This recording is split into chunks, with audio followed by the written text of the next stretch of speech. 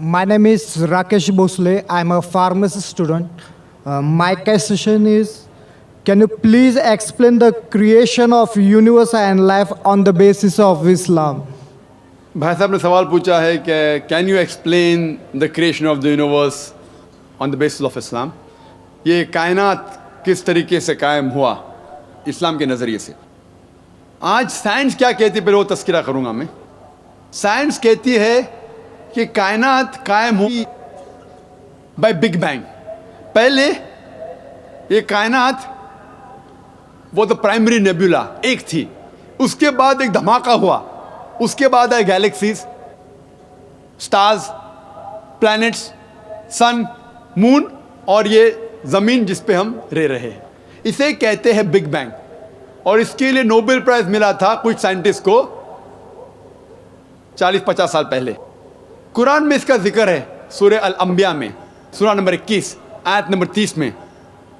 इसमें लिखा है, डू नॉट द अनबिलीवर्स सी अवलम यरल लज़ीना कफरू, कि काफिर लोग नहीं जानते, अनबिलीवर्स नहीं जानते, अवलम यरल लज़ीना कफरू अन्ना समावाति वल अर्दा कानत रत्कन फतकनाहुमा, कि the heaven and the earth, ये ज़मीन और आसमान एक थे और अल्लाह ने इन्हें सेपरेट किया, तफरका, इन्हें छुटा दिया, दे सेपरेटेड। तो कुरान की आयत जो है सूरह अंबिया की सूरह नंबर 21 आयत number 30 big bang in a nutshell है।